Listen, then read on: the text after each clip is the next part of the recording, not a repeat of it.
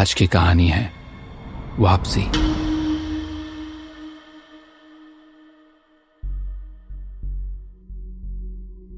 जीवन में कुछ ऐसा भी होता है कि कुछ चीजें हमारे बस में नहीं होती, जैसे कि मृत्यु। हम नहीं जानते हैं कि हमारा अंत कब लिखा है।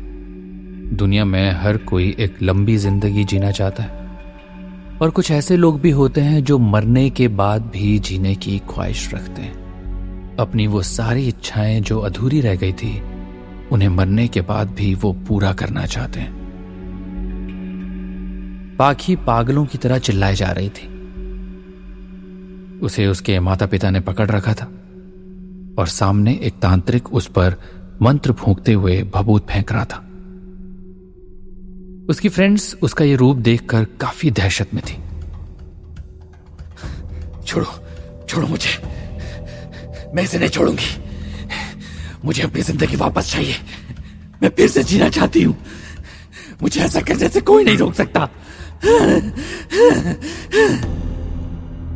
आइए चलते हैं कुछ दिनों पहले।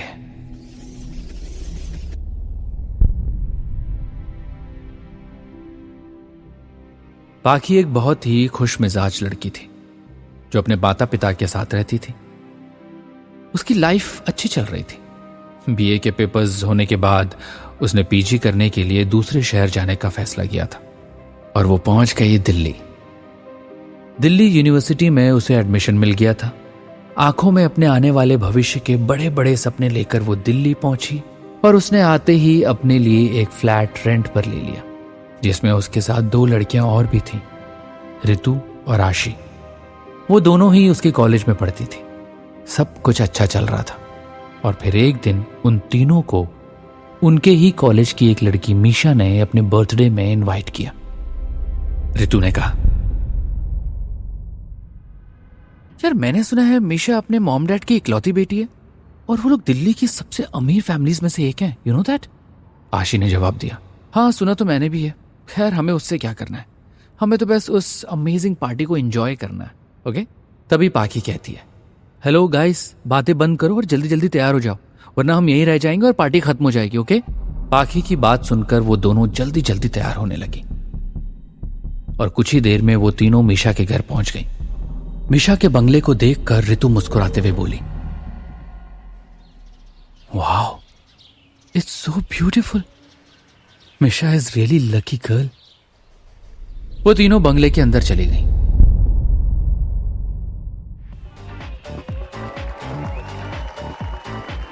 मीशा उन तीनों को बहुत अच्छे से मिली। रात के 11:30 बजने वाले थे। पाखी को वॉशरूम जाना था, पर उसे समझ नहीं आ रहा था कि वॉशरूम कहां पर है। उसने मीशा को आवाज भी लगाई, मगर वो अपने पेरेंट्स के साथ बिजी थी। दूसरी ओर ऋतु और आशी अलग ही दुनिया में मगन थी। पाखी लंबी सांस लेते हुए खुद ही वॉशरूम ढूंढने के लिए ऊपर की तरफ सीढ़ियां चढ़ती गई।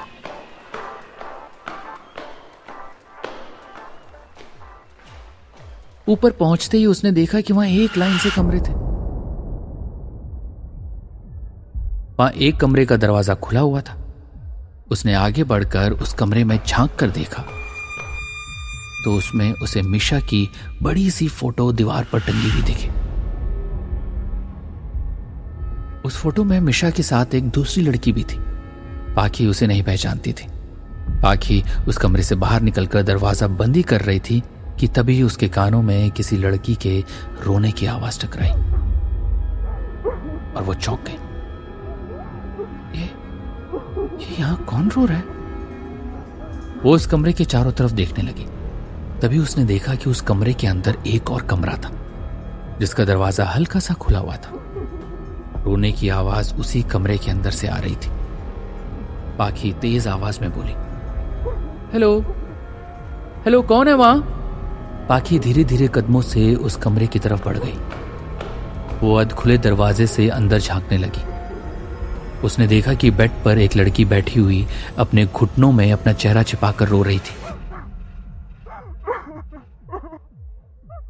उसके लंबे बाल बेड पर झूल रहे थे। उसने नाइट सूट पहन रखा था। पाखी दरवाजा खोलकर उस लड़की से कहती है, हेलो, क्या हुआ? तुम यहाँ अकेले रो क्यों रही हो? मगर उस लड़की ने पाखी को रिस्पॉन्स नहीं दिया और ना ही अपना चेहरा उठाकर पाखी की तरफ देखा। पाखी को अब कुछ समझ में नहीं आया। पाखी उसके कंधे पर अपना हाथ रखते हुए बोलती है, एक्सक्यूज मी, मुझे बताओ क्या हुआ, तुम रो क्यों रही हो? अचानक वो लड़की अपना चेहरा उठाकर पाखी को घूरने लगती है। उस लड़की की दोनों आंखें गायब थी, उनकी जगह सिर्फ काले काले गड्ढे थे। वो अजीब सी डरावनी दिखने वाली लड़की पाखी को देखकर वहशी अंदाज में मुस्कुराने लगी और ये देखकर पाखी के पैरों तले जमीन खिसक गई, क्योंकि वो लड़की वही फोटो वाली लड़की थी जो मिशा के साथ थी। पाखी की आवाज डर की वजह से उसके गले में ही अटक गई। वो फुर्ती से पीछे हट गई और दीवार से टकरा गई। तभी दीवार के अंदर से दो हाथ निकलते हैं जिन्होंने पाखी को जकड़ लिया। पाखी कांपते हुए छटपटाते हुए खुद को छुड़ाने लगी। तभी उसने देखा वो लड़की अपने बेड पर से गायब थी। अचानक उन हाथों ने पाखी को छोड़ दिया, मगर जैसे ही वो दूसरी तरफ मुड़ी, वो लड़की फिर से उसके सामने आकर खड़ी हुई और अपनी उन्हीं भयानक आंखों से घूरने लगी। पाखी का चेहरा पसीने से लथपथ हो चुका था। उसने हिम्मत करके उसे धक्का दिया और वहां से भागने लगी। वो बहुत तेजी से दौड़ते हुए नीचे पहुंच गई, लेकिन उसने मुड़कर एक बार भी पीछे नहीं देखा। नीचे वो अपनी फ्रेंड्स के पास पहुंची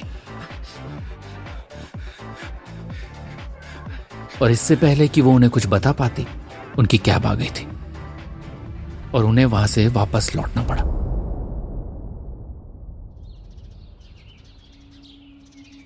उस हादसे के साथ अगली सुबह पाखी बिल्कुल ही बदल गई थी।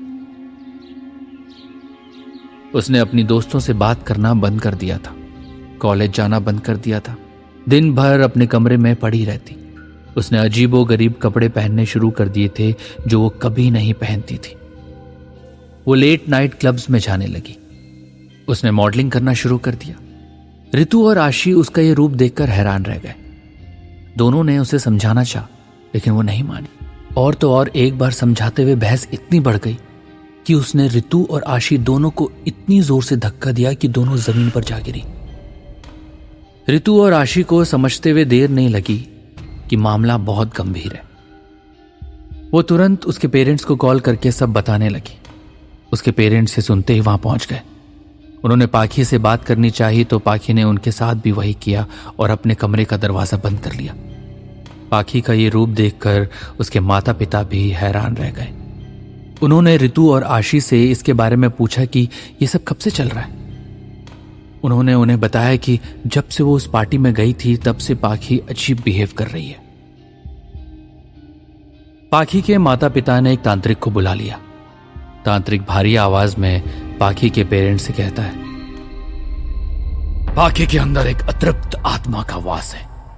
वो अपनी अकाल मृत्यु होने के बाद भी इस संसार को छोड़कर नहीं जा सकी, जिसका कारण उसकी ना पूरी हो सकी इच्छाएं हैं। और अब वो पाखी के शरीर में वास करके अपने अधूरे जीवन को फिर से जीना चाहती है।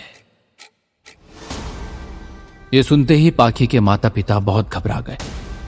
पाखी उनकी इकलौती और प्रिय संतान थी। पाखी के पिता घबराते हुए कहते हैं, देखिए, कैसे भी करके मेरी बेटी को बचा लीजिए, मेरी बेटी को बचा लीजिए। इसके लिए उस आत्मा की हर चीज नष्ट करनी होगी जिससे वो जुड़ी है। पाखी के पिता मीशा के घर पहुंच गए और कांपते हुए होंठों से सारी घटना मीशा के पिता को बता दी। प्लीज मेरी बेटी को बचा लीजिए, प्लीज मेरी बेटी को बचा लीजिए। मीशा के पिता जवाब देते हैं, देखिए, मेरी तो समझ में नहीं आता कि आखिर आप मुझसे क्या मदद चाहते हैं। जब से मेरी बेटी आपके घर से लौटी है तभी से वो अजीबोगरीब तरीके से व्यवहार कर रही है। अगर आपको मेरी बात पर विश्वास नहीं होता तो आप चलकर खुद देख लीजिए। मीशा के पापा उनके साथ जाने के लिए मान जाते हैं। कुछ ही देर में मीशा के पापा पाखी के सामने खड़े हुए उसे हैरत भरी निगाह से देख रहे थे। वो कांपते हुए पाखी के पिता की ओर देखकर बोले, ये तो बिल्कुल मेरी बेटी मीरा की तरह दिख रही है। तभी तांत्रिक मीशा के पिता से बोलते हैं, अपनी बेटी के बारे में मुझे बताओ, उसकी मौत कैसे हुई थी? पाखी के पिता कहते हैं, कुछ साल पहले लेट नाइट घर लौटते हुए उसका एक्सीडेंट हुआ और जिसमें उसकी मौत हो गई थी।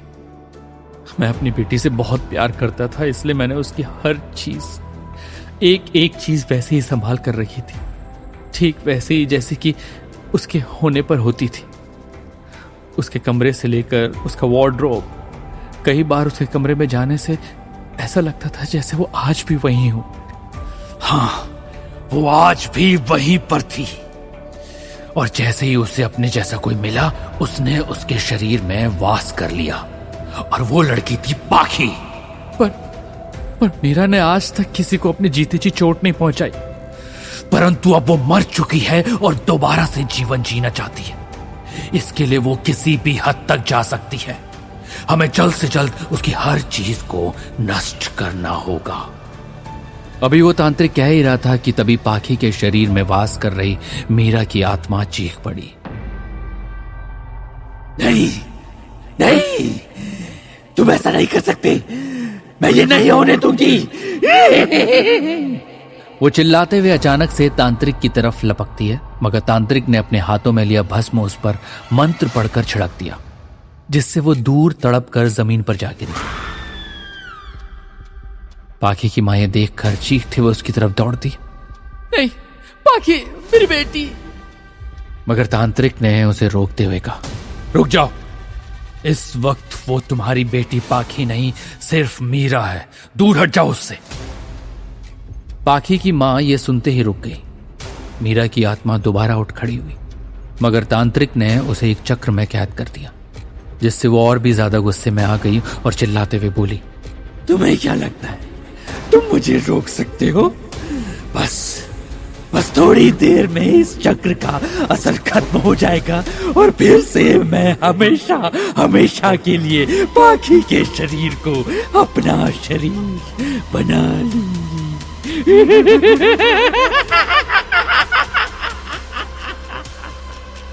तांत्रिक ये सुनकर जल्दी से पाखी और मीरा के पिता से बोलता है, आप दोनों जाकर मीरा का सामान नष्ट करिए, मैं इसे संभालता हूं। आज अमावस्या की रात है। जैसे ही सूर्यास्त होगा वो आत्मा और ज्यादा शक्तिशाली हो जाएगी और उसके बाद हमें इसे रोकना लगभग नामुमकिन हो जाएगा। ये सुनकर मीरा के पिता पाखी के पिता को लेकर तुरंत अपनी कार में बैठ गए और कुछ ही देर में वो दोनों मीरा के कमरे में खड़े थे। वो दोनों उसका सारा सामान निकालने लगे और आधे घंटे में मीरा का सामान बाहर गार्डन में इकट्ठा हो गया। इधर उस तांत्रिक ने मीरा की आत्मा को संभाल रखा था, जो शैतानी मुस्कान के साथ तांत्रिक को घूर घूर कर देख रही थी और कह रही थी,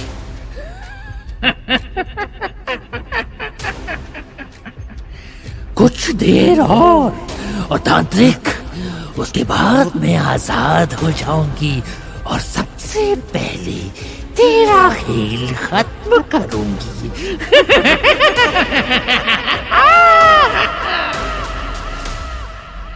तभी सूरज डूबते ही जैसे ही अंधेरा छाया, मीरा आजाद हो जाती है और उसने सबसे पहले तांत्रिक पर हमला किया। पाखी की मां ये देखकर चीखते हुए उसकी तरफ बढ़ी, मगर पाखी ने उसे धक्का देकर दूर गिरा दिया। मीरा की आत्मा अब तांत्रिक का गला दबाने लगी थी। अब तुझे मुझसे कौन बचाएगा तांत्रिक?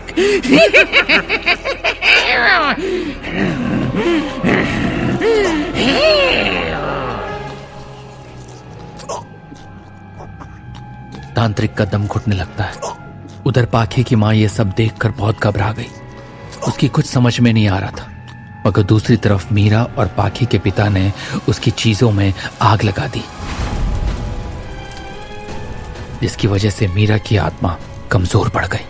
अचानक उसने तांत्रिक का गला छोड़ दिया और हवा में काले धुएं की तरह चीखते हुए उड़ गई और पाखी जमीन पर बेहोश होकर गिर पड़ी।